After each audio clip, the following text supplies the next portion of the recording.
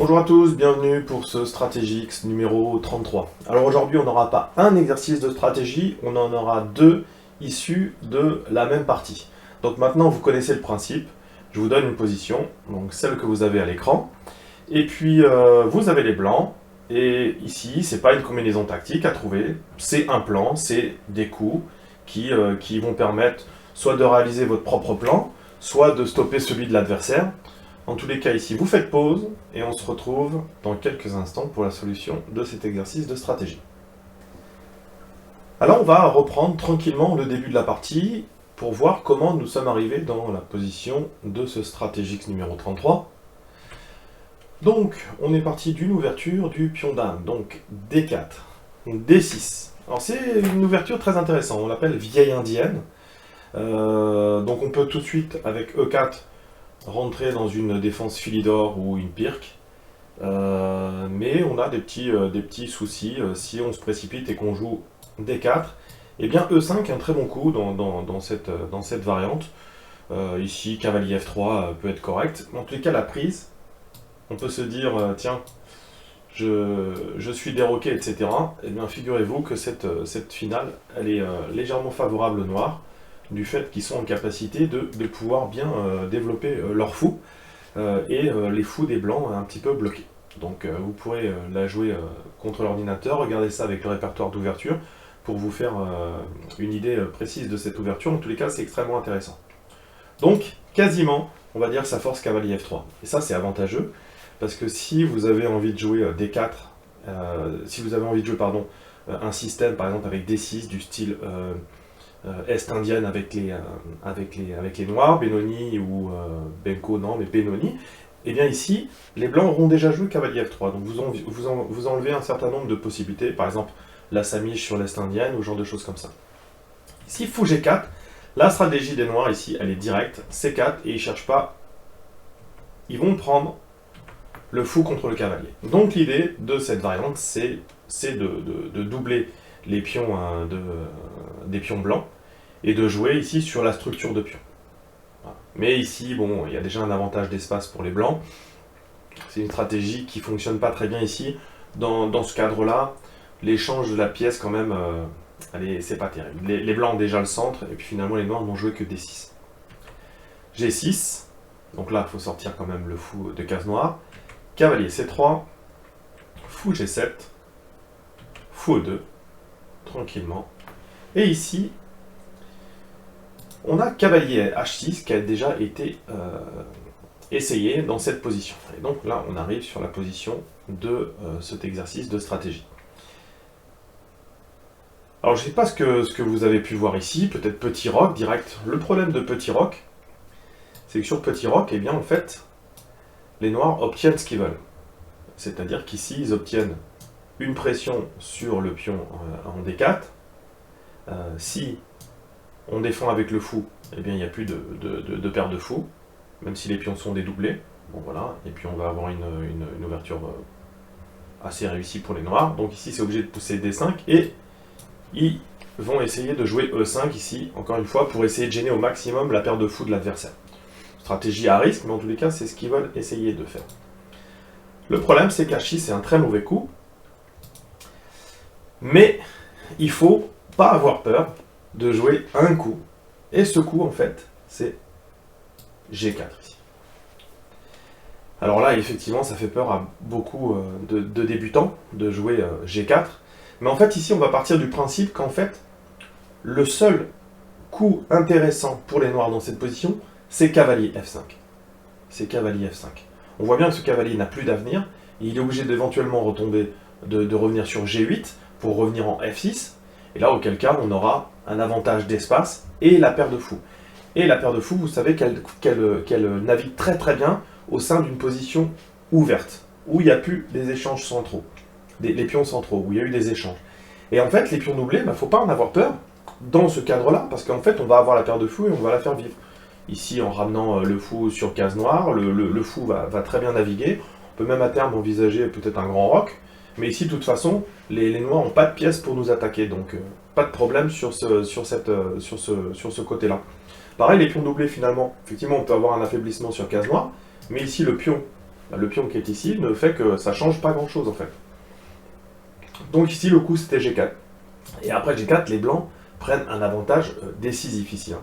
Sur petit roc, par exemple, H4, et déjà le cavalier, on ne sait pas trop comment ça va pouvoir se passer. Hein.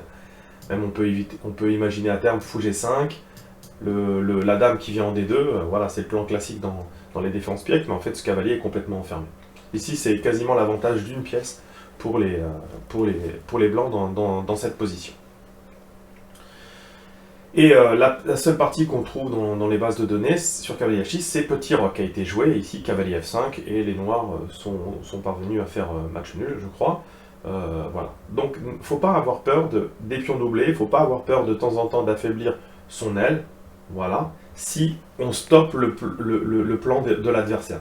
Donc souvent, on est focalisé sur notre propre plan stratégique, mais si en jouant tranquillement un coup, on peut stopper le plan stratégique de l'adversaire avant de mettre en œuvre le nôtre, eh bien c'est parfait. Donc ici, après fou E2, voilà, la plupart du temps, on trouve cavalier C6. Donc on va poursuivre, D5, cavalier D4, les noirs en veulent à la paire de fous, hein. Mais ici, les blancs ont joué petit roc. Donc prise ici, et là maintenant, vous allez faire pause, et on a le deuxième exercice de ce Strategix numéro 33. Vous faites pause et on se retrouve tout de suite après pour corriger cet exercice. Donc ici, eh bien, je pense que quand même beaucoup ont dû se dire je vais reprendre du cavalier pour pas me faire doubler les pions sur C3. Il faut bien comprendre avec les pions doublés, cette position elle est intéressante parce qu'ici, les blancs ont repris avec dame E2, dame prend E2, c'est ici c'est la bonne solution, et ici, délibérément, on se laisse doubler les pions. Et j'aime bien cette position parce qu'on a deux paires de pions doublés, pardon, et beaucoup de joueurs refusent les pions doublés parce qu'ils ont entendu que les pions doublés étaient mauvais. D'accord ? Il faut vraiment faire attention avec ces petites phrases toutes faites qu'on entend sur Internet, etc., ou qu'on comprend mal. Les pions doublés sont une faiblesse en finale. En finale. Pourquoi ? Parce qu'il y a un manque de mobilité. De temps en temps, dans le milieu de jeu, ils peuvent servir de cible, comme dans la Nimzo indienne, par exemple. Justement, dans la Nimzo indienne, on a fou prend cavalier en C3 avec une volonté de doubler les pions, et les pions doublés deviennent un objectif. Mais ici, on a deux paires de pions doublés, mais ils sont inattaquables. Le cavalier, c'est pas le cavalier qui va attaquer tout seul les pions C. Par contre, ici, les pions doublés, en milieu de jeu, amènent un certain nombre de choses, et forcément, une colonne semi-ouverte. Et une deuxième colonne semi-ouverte. Ici, les pions centraux sont blancs. Donc ici, en fait, après l'échange, ça pose aucun problème, parce que les blancs ont un fou de case noire qui est le bon fou, parce que les pions centraux sont de couleur blanche, donc ils naviguent très très bien, et surtout, on a le contrôle de la colonne E.